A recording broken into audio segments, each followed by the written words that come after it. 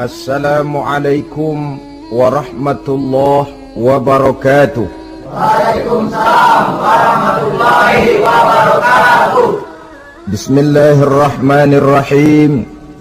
Alhamdulillahi rabbil alamin. Wassalatu wassalamu ala ashrafil anbiya'i wal mursalin, Sayyidina wa maulana Muhammadin wa ala alihi wa ashabihi al-mujahidin at-tahirin, amma ba'du. Saudara-saudara kaum muslimin rahimakumullah, kalau setiap muslim ditanya kepengen punya anak macam apa, saya yakin jawabannya pasti sama, kepengen punya anak soleh. Betul apa betul? Betul. Apa ada di sini yang kepengen punya anak jadi garong? Tidak. Saya kira jangankan kita yang insya Allah termasuk orang baik-baik, orang yang tidak baik saja tidak pengen kok anaknya tidak baik. Maling saja tidak pengen anaknya jadi maling. Copet saja tidak kepengen anaknya jadi copet. Dia masih bisa bilang sama anaknya, "Nak, bapakmu sudah kadung jadi maling, kamu jangan nurunin." Itu yang ketahuan malingnya. Maling saja tidak pengen kok anaknya jadi maling, apalagi yang bukan maling. Tapi anak yang soleh ini, saudara, bukan proses yang sekali jadi. Anak soleh tidak akan muncul dengan simsalabim. Anak soleh tidak muncul dengan slogan. Prosesnya sudah diawali oleh pribadi sang calon bapak dan calon ibu daripada anak itu. Itulah sebabnya untuk mendapatkan anak yang soleh ada dua usaha yang harus dilaksanakan. Pertama, usaha zohir, artinya usaha yang kelihatan oleh pandangan mata. Apa saja yang termasuk usaha zohir ini? Pertama, pribadi calon bapak dan calon ibunya. Kalau bapaknya ahli sujud, ibunya gemar hadir di majelis taklim, meresap ke dalam kepribadian anak, ikut membentuk dirinya, sifat-sifat yang baik ini diharapkan akan menurun kepada si anak. Pribadi calon bapak dan calon ibu.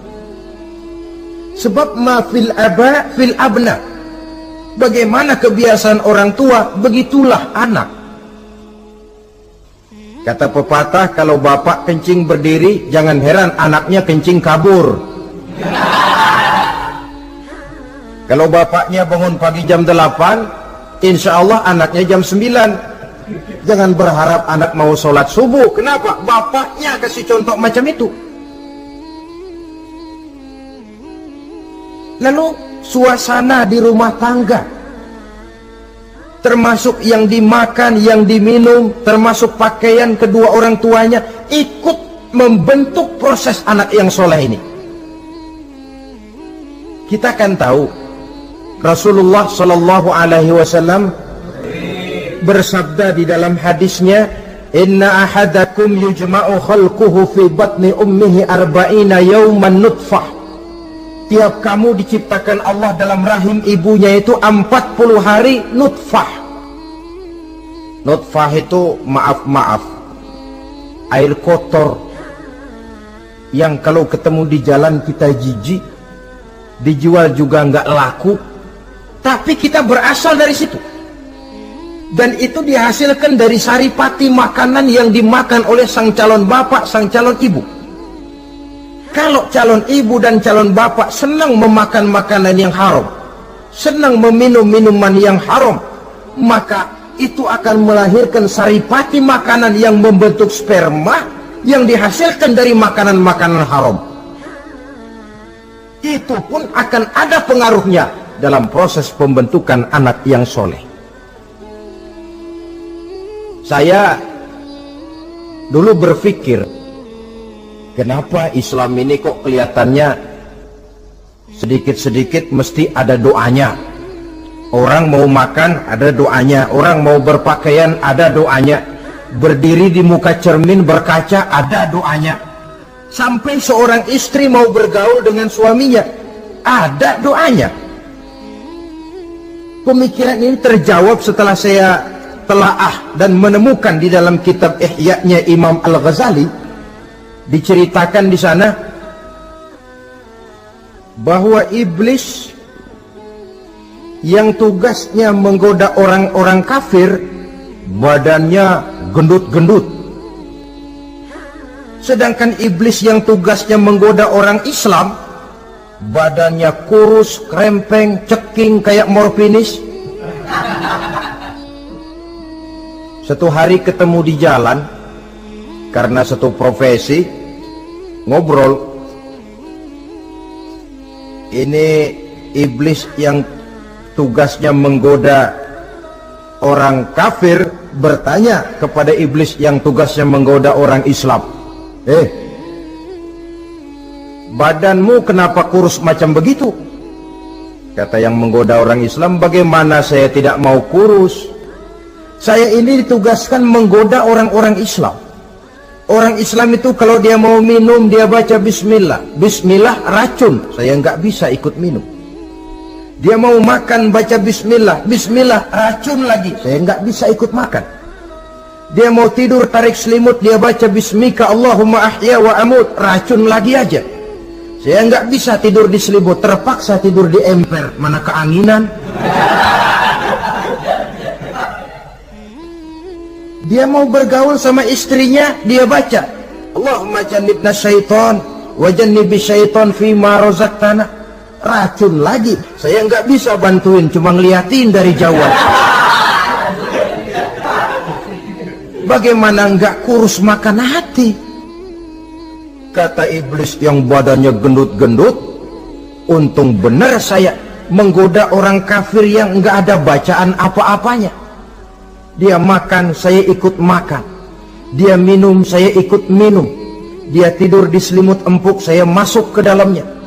Dia bergaul sama istrinya, dikit-dikit saya bantuin. Allah Karim, ini maaflah kalau sudah dibantuin iblis ini, jangan heran anak jadi sangar nantinya. Jadi sejak proses produksi awal, Islam sudah mengajarkan hal yang sedemikian rupa. Pribadi calon ibu bapaknya baik, makanan, minuman, dan pakaian terdiri dari yang halal. Suasana beragama kelihatan di rumah tangga. Ibu ahli sujud, bapak ahli sujud. Ini termasuk proses usaha yang zahir dari orang tua yang menginginkan anak yang soleh. Sampai terjadi proses kehamilan. Proses kehamilan itu kata Nabi 40 hari yang pertama nutfah, 40 hari yang kedua alaqah, 40 hari yang ketiga mudghah. Mudghah itu embrio, cikal bakal bayi. Setelah proses 3 kali 40 hari itu, barulah ditiupkan ruh ke dalam rahim sang ibu. 120 hari atau 4 bulan, perempuan yang hamil itu baru terasa perutnya bergerak-gerak.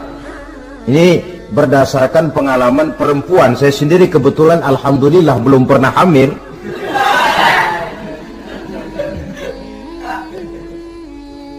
Saudara-saudara, sampai usia kehamilan itu 7 bulan, ada tradisi yang disebut 7 bulanan. Itu tradisi dilaksanakan baik, tidak pun tidak apa-apa.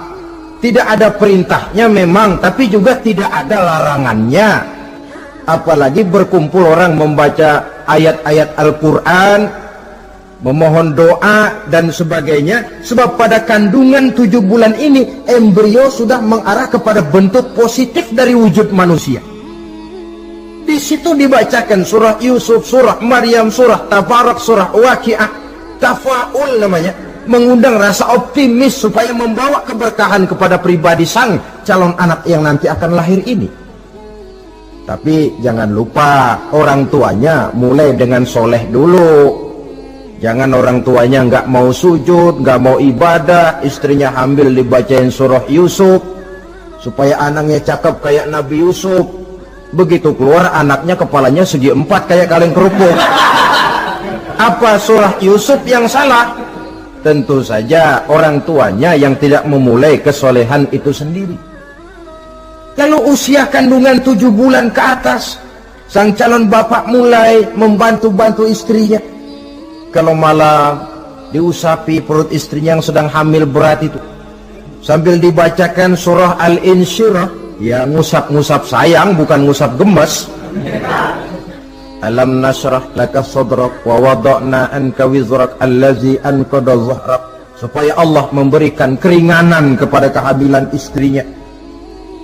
Sampai kepada proses kelahirannya, begitu sang jabang bayi brol lahir ke alam ini, sudah dicegat lagi oleh ajaran agama, diazankan. Diriwayatkan oleh Abi Dawud, kana Rasulullah sallallahu alaihi wasallam azana al-Hasan wal Husain fi uzunaihi al-yumna wa aqama fi uzunaihi al-yusra. Adalah Rasul mengazankan cucunya Hasan dan Husain di telinga kanan, mengqomatkan di telinga kiri. Bayi muslim lahir ke dunia dicegat dengan suara azan. Apa sebab? Bayi yang baru lahir ke dunia ini ibarat kaset kosong. Kalau kaset kosong dipakai merekam, daya rekamnya kuat. Maka bayi yang baru lahir ini, sebelum sempat dia dengar cintaku sedalam lautan Atlantik, belum sempat dia dengar gelas-gelas kaca, belum sempat dia dengar tembok derita,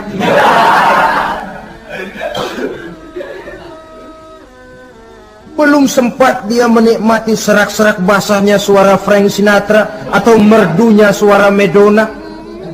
Rekaman pertama yang masuk lafzul jalalah, Allahu Akbar, Allahu Akbar. Belum sempat dia dengar yang lain, keagungan Allah yang didengarnya. Kaset kosong diisi dengan rekaman pertama berupa lafzul jalalah. Saudara hadirin yang saya hormati, lalu datang kewajiban orang tua setelah sang anak lahir. Apa itu? Memberikan nama. Jangan lupa, ini proses pembentukan anak yang soleh. Memberikan nama. Walaupun William Shakespeare pernah bilang, what is a name? Apa sih arti sebuah nama? Cuma nama saja kok. Biar adanya di atas lumpur, kalau memang intan ya tetap intan. Nama itu tidak banyak artinya. Namun pada hakikatnya nama merupakan bagian daripada doa. Itulah sebabnya Islam mengajarkan khairul asma'i ma hummida wa ubida. Sebagus-bagus nama yang mengandung pujian atau menggambarkan kehambaan seseorang kepada Tuhan. Mengandung kata-kata pujian, Ahmad, Muhammad, Hamid, Mahmud. Mengandung nilai kehambaan seperti Abdurrahman, Abdurrahim, Abdurrauf. Jangan mentang-mentang ada di Quran anak dinamai Jahannam. Wah, kenapa Jahannam? Itu kan ada di Quran, Pak. Iya, di Quran, tapi lempengan neraka itu. Sekarang ini saya melihat gejala akibat rasa malu beragama. Kan zaman sekarang kadang ada tuh orang malu mengakui Islamnya. Bertemu teman, Assalamualaikum, malu, minder. Berangkat ngaji bawa Quran, malu, minder, rendah diri, malu mengakui Islamnya. Termasuk diberikan nama yang berbau-bau Islam ini, malu katanya, kampungan. Bapaknya kasih nama bagus, Ibrahim. Lantaran pengen nyentrik, dia potong Bram. Ibrahim kampungan, Bram aja nih lah. Ah, itu kan cuma nama, Pak. Memang begitu mulanya. Nabi pernah memberikan isyarat, la tattabi'anna sunnana man kana qablakum shibran bi shibrin. Satu saat kau pasti akan mengikuti tingkah laku orang-orang sebelum kamu. Cuma cara kamu mengikuti sedikit-sedikit, sejengkal, sehasta, semeter. Begitu enak kamu ikut-ikutan, sampai yang kamu ikuti masuk ke lubang biawak, kamu pun akan masuk juga ke dalamnya. Mula-mula nama, malu pakai nama Islam. Dari nama pindah ke pakaian, dari pakaian pindah ke pergaulan. Kalau nama Ibrahim, berteman dia dengan Ali, Hamid, Farid, Syauki. Sudah pakai nama Bram, masa Bram temennya soleh nggak nyetel Kalau Bram kan temennya si Bleki. Nah, kalau sudah pindah ke pergaulan, yang saya khawatir pindah agama tidak terasa. Pindah agama tidak lagi terasa. Ini yang kita khawatir. Itulah sebabnya membudayakan nama yang baik ini perlu kita pelihara. Nama sebagian daripada doa. Tatkala orang tua memanggil kita dengan nama yang baik, sudah merupakan doa agar anaknya jadi orang baik-baik. Saudara hadirin yang saya hormati, setelah memberikan nama yang baik, kewajiban berikutnya dari orang tua muslim ialah wa ayyu'adzibahu, kata Nabi, memberikan pendidikan. Sebab nama yang baik tidak akan banyak menolong kalau tidak diiringi dengan pendidikan. Nama saja Muhammad Mukmin, kerjaan ngadu ayam.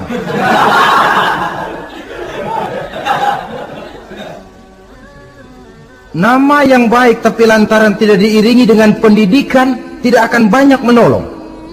Nah, pendidikan ini dari mana dimulai? Dari rumah tangga. Al-bait madrasatul ula. Rumah tangga adalah sekolah yang pertama. Belum lagi anak kenal TK, ibtidaiyah, sanawiyah. Yang dia kenal adalah rumah tangganya. Gurunya adalah ibu bapaknya. Dan proses mendidik anak ini tentu merupakan proses yang panjang, memerlukan pengorbanan dari kedua orang tuanya. Namun prinsip lebih baik sekarang orang tua berkorban daripada menjadi korban. Kalau orang tua tidak mau berkorban untuk mendidik anaknya, percayalah pada suatu saat dia akan jadi korban, dilawan oleh kebrutalan anaknya sendiri. Biarlah kita orang-orang tua ini peras keringat banting tulang, pergi pagi pulang sore, kaki jadi kepala, kepala pun jadi kaki, untuk satu cita-cita agar anak-anak kita kelak lebih baik daripada kita sekarang ini. Mendidik, karena kian hari kita dihadapkan dengan kenyataan peledakan penduduk, sulitnya lapangan kerja, persaingan hidup yang makin tajam, sulitnya ekonomi. Kalau anak kita tidak bekali dengan pendidikan, dia akan tersudut di pojok-pojok kehidupan untuk lebih banyak cuma jadi penonton daripada pemain di dalam kegiatan kehidupan ini. Nah, setelah memberikan nama yang baik, lalu mendidiknya, lalu datanglah usaha yang batin di dalam proses pembentukan anak yang soleh ini, yaitu mendoakan anak. Yang baik tentu doa dari orang tuanya sendiri. Sebab kata Nabi, doaul walid li waladihi ka doain nabi li ummatihi. Doa orang tua kepada anaknya seperti doa Nabi kepada umatnya. Sebagaimana doa Nabi kepada umatnya tidak ditolak, begitulah doa orang tua kepada anaknya.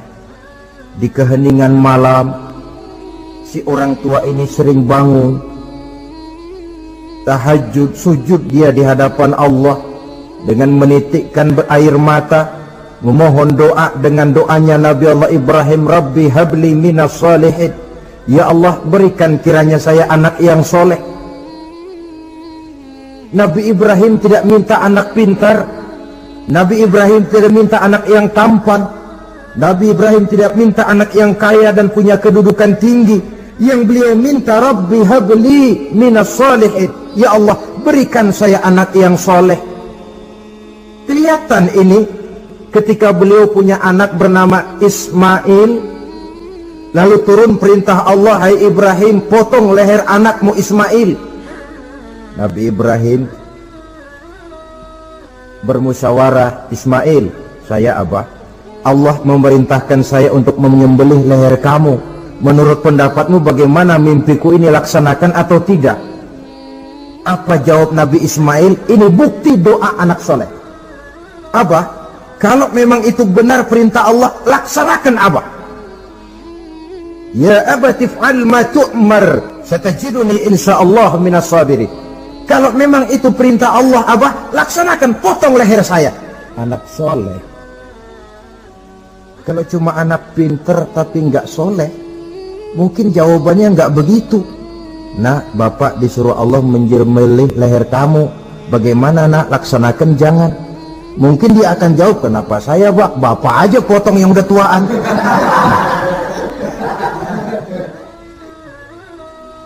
Doa orang tua kepada anak. Atau boleh juga doa orang lain yang diyakini kesolehannya oleh orang tua tadi. Mengundang Pak Ustadz, Pak Kiai ke rumah, tolong doakan anak saya. Tidak ada salahnya.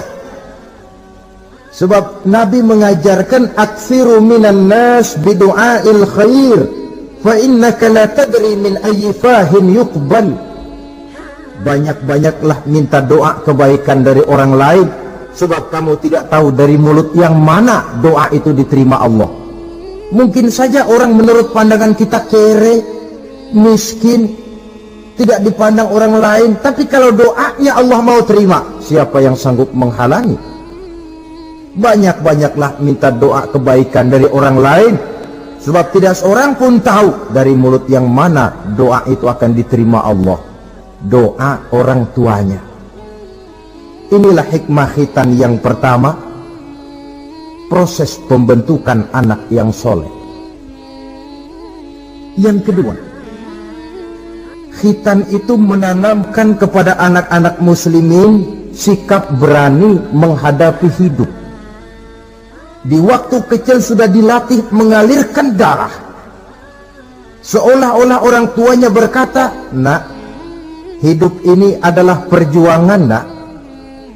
Perjuangan itu peras keringat, banting tulang, mengalirkan darah, kadang-kadang mengorbankan nyawa. Hidup bukan undian, nak. Jangan mengharap untung besar tanpa mau peras keringat.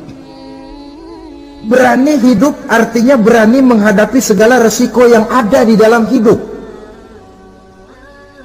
Di zaman sekarang banyak orang yang takut menghadapi hidup. Pakaian mau bagus, makan mau enak, hidup mau terpandang dan dihargai orang, tapi kerja keras tidak mau.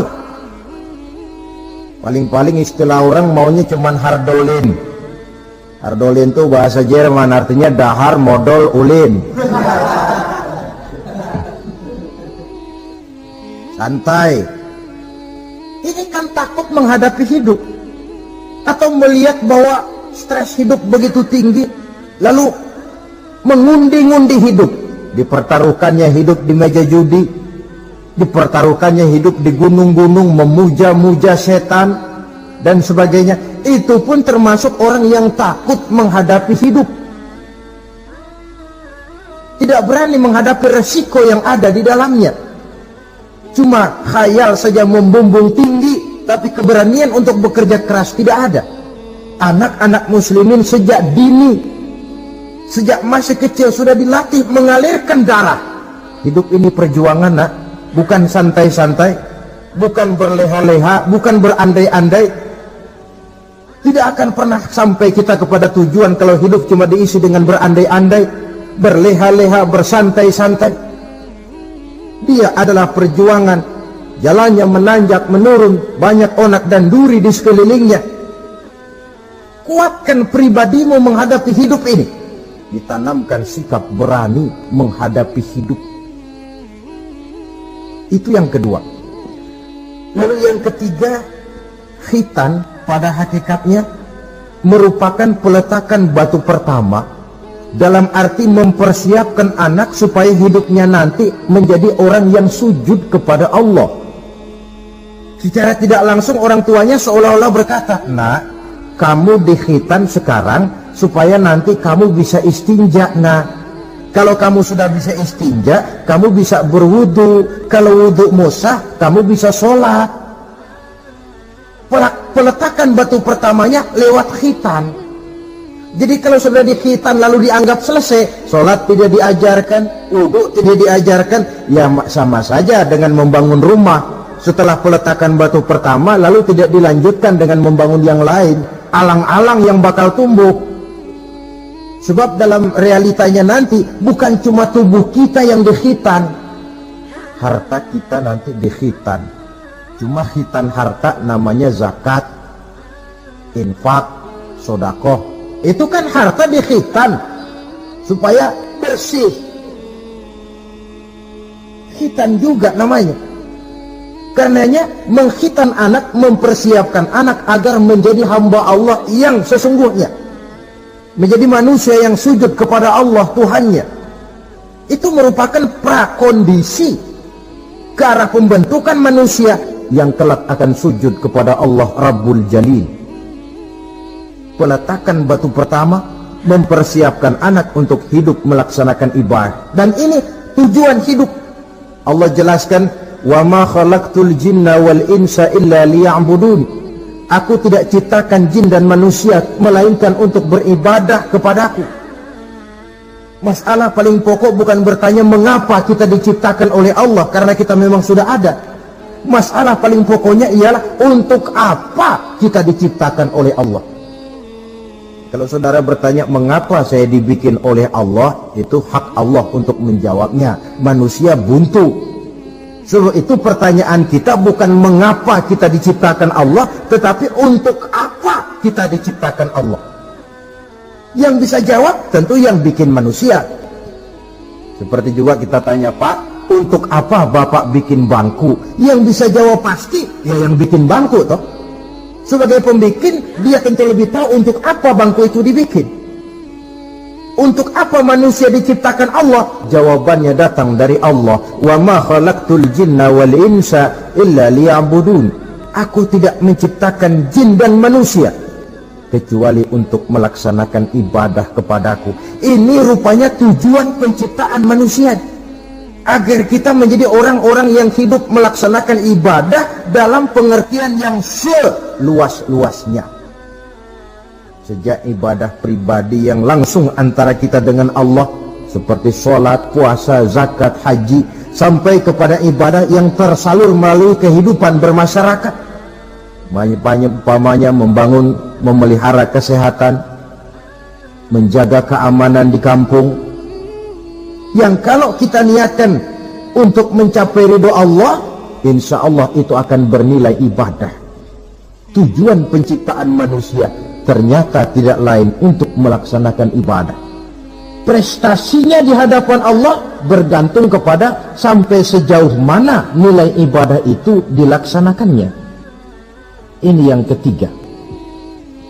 Yang keempat, hikmah daripada khitan itu dari sisi orang tua menempatkan perintah Allah di atas perasaan dan kepentingan pribadi. Ada nggak orang tua yang nggak sayang sama anaknya? Semua orang tua sayang kepada anaknya. Jangan anak sampai dipotong mengalirkan darah. Anak main saja, main layang-layang, jatuh, pulang kakinya berlumur darah, sudah ribut orang tuanya. Kenapa nak? Kenapa sayang? Kenapa raja? Aduh, raja lah kita. Tapi ini perintah Allah. Perasaan pribadi, kepentingan pribadi kalah oleh perintah Allah. Ini mestinya watak seorang muslim. Kalau sudah begitu perintah Allah, begitulah kita laksanakan. Soal keberatan pribadi, perasaan pribadi, kepentingan pribadi, nomor belakang. Yang penting perintah dilaksanakan. Cobalah kalau khitan itu, anak yang begitu kita sayangi, pada umur sedang lucu-lucunya, dipegangi dia, lalu dikhitan. Kadang dia menangis, mengalirkan darah, sakit dia 2-3 hari belum bisa berjalan dan bermain dengan teman-temannya. Tapi ada rasa luas dalam hati orang tua. Kenapa? Alhamdulillah ya Allah, perintahmu sudah saya laksanakan. Perasaan pribadi itu ditekan oleh perintah Allah. Perintah Allah di atas perasaan dan kepentingan pribadi. Kalau perasaan ini sudah kita miliki, itu pertanda nilai iman kita sudah mapan. Tidak cuma dalam khitan, dalam berbagai perintah agama. Hari Jumat berangkat kita dagang, begitu 11:30 mendadak banyak yang beli, laku lagi. Sudah kedengaran suara azan, hayya 'alas shalah, hayya 'alal falah, pembeli makin banyak. Disitulah barometer iman kelihatan. Terusin melayani pembeli dan dapat untung banyak, atau perintah Allah yang sudah memanggil-manggil itu. Kalau perintah Allah di atas perasaan dan kepentingan pribadinya, dia akan tinggalkan dagangan itu, dia akan bergegas menuju panggilan Allah. Saudara hadirin yang saya hormati, jadi perintah khitan ini mendidik setiap muslim agar perintah Allah berada di atas perasaan dan kepentingan pribadi. Hijau kata Allah, hijau kata kita. Putih kata Allah, putih kata kita. Ke barat kata Allah, ke barat kita melangkah. Ke timur perintah Allah, ke timur kita berjalan. Nyatanya kita ini sering paradok. Ke kulon kata Allah, nyetan kita berangkat. Ngalor perintah Allah, ngidul kita jalan. Putih kata Allah, hijau kita bilang. Paradok. Kenapa? Berpadu segala macam perasaan dan kepentingan dalam kehidupan kita yang kadang mengalahkan kepentingan agama, kadang mengalahkan kepentingan umat, mengalahkan kepentingan orang banyak. Tidak itu yang dididik di dalam pelaksanaan khitan ini. Ini yang keempat. Kemudian yang kelima, dari segi kesehatan, kulit yang dipotong, yang menutupi kulfah itu adalah tempat bersarangnya segala macam kotoran. Membiarkannya mengendap bisa saja menimbulkan kanker kulit. Maka untuk menjaga dan memelihara kesehatan, agama menganjurkan khitan. Di samping tentu ada unsur kepentingan biologis. Ini maaf-maaf lah, kalau nanti orang sudah bersuami, sudah beristri, akan terasa manfaatnya khitan. Lain loh yang dikhitan dengan yang tidak itu. Coba saja tanya orang, makan pisang itu yang enak dikupas dulu apa dimakan kulit-kulitnya? Ya mesti tentu yang enak ya dikupas dulu. Kalau kulit-kulitnya juga dimakan, rakus namanya. Belum lagi kemungkinan bisa jadi penyakit. Dari segi kesehatan, dari segi kepentingan biologis, perintah khitan ini kembali manfaatnya buat kehidupan manusia. Itulah sebabnya di dalam An-Nahl ayat 123 Allah Subhanahu wa taala menegaskan, "Tsumma auhayna ilaika an ittabi' millata Ibrahim hanifa wa ma kana minal musyrikin." Kemudian kami wahyukan kepada kamu wahai Muhammad, ikutilah agama Ibrahim yang hanif ini, dan tidaklah ia termasuk daripada golongan orang-orang yang menyekutukan Allah. Artinya syariat khitan ini yang berasal dari sejarah kehidupan Nabi Ibrahim diteruskan oleh syariatnya yang dibawa oleh Nabi kita Muhammad sallallahu alaihi wasallam. Maka kalau ayat menjelaskan inna dina indallahil Islam, agama yang diridhoi Allah itu cuma agama Islam. Islam yang mana? Islam yang dibawa oleh Nabi Adam, diteruskan oleh Nabi Nuh, diteruskan oleh Nabi Ibrahim, diteruskan oleh Nabi Musa, diteruskan oleh Nabi Isa, dan disempurnakan oleh Nabi kita Muhammad sallallahu alaihi wasallam. Karena seluruh rasul yang 25 ini sumbernya sama, Allah. Prinsip ajarannya sama, la ilaha illallah. Cuma syariatnya saja yang agak berbeda, disesuaikan dengan situasi dan kondisi dari umat yang dihadapi oleh rasul itu. Nabi Sulaiman misalnya ada sholat, tapi sholatnya Nabi Sulaiman tidak pakai ruku dan tidak pakai sujud, berdiri saja. Zaman Nabi Nuh ada puasa, tapi puasanya versi Nabi Nuh lain dengan puasanya versi kita sekarang ini. Syariat berbeda sesuai dengan situasi dan kondisi.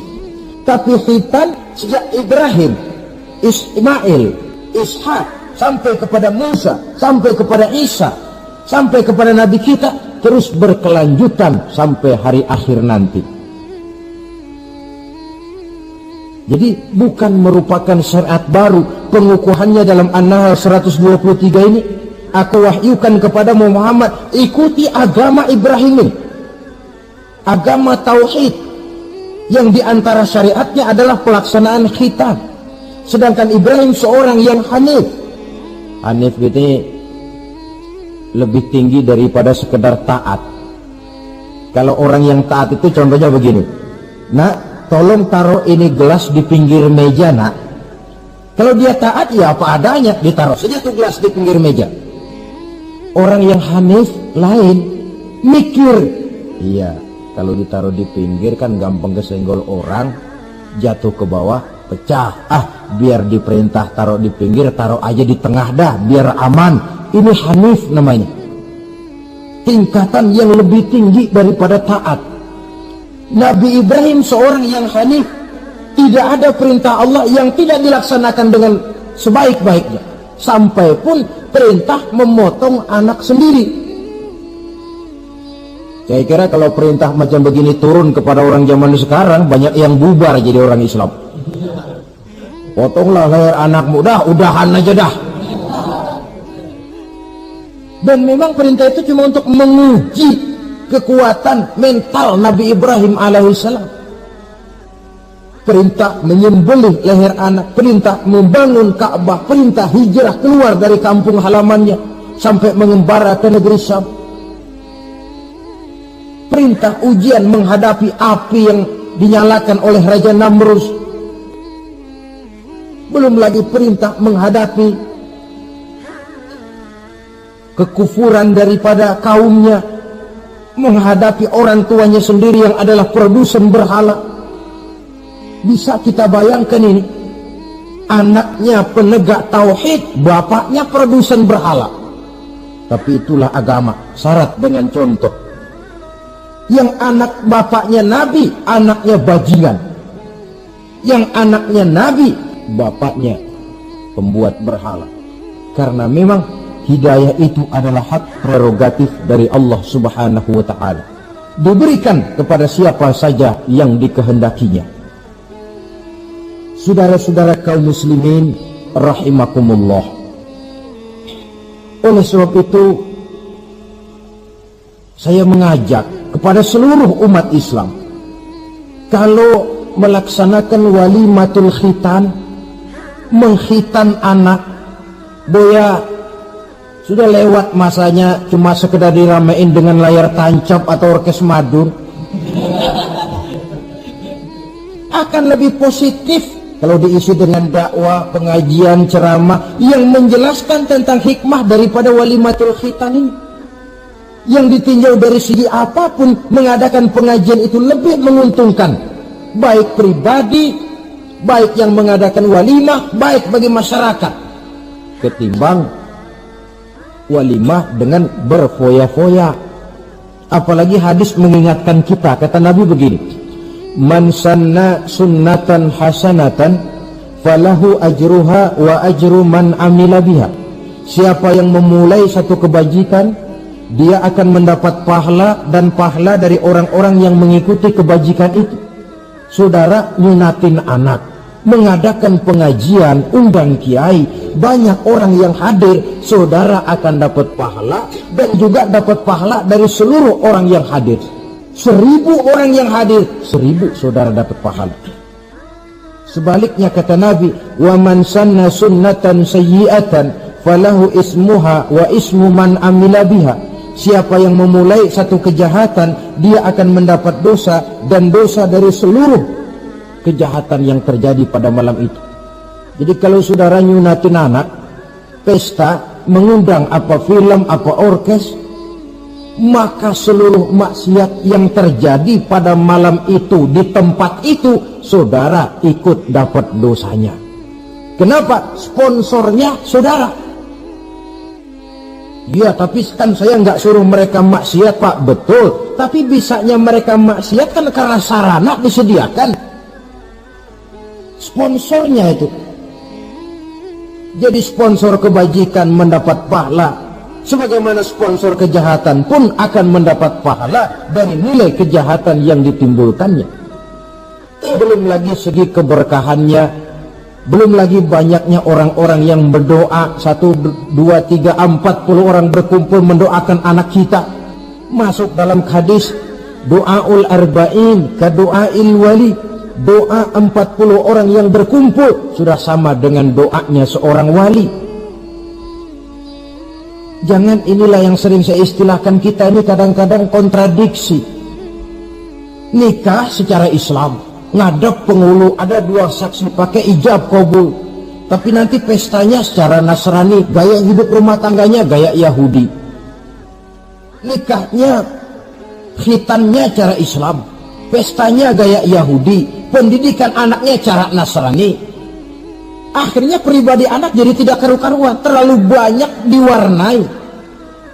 Bukankah Nabi menyatakan kullu mauludin yuladu 'alal fitrah fa abawayhi yuhawidanihi aw yumajjisanihi aw yunassiranihi atau kama qala.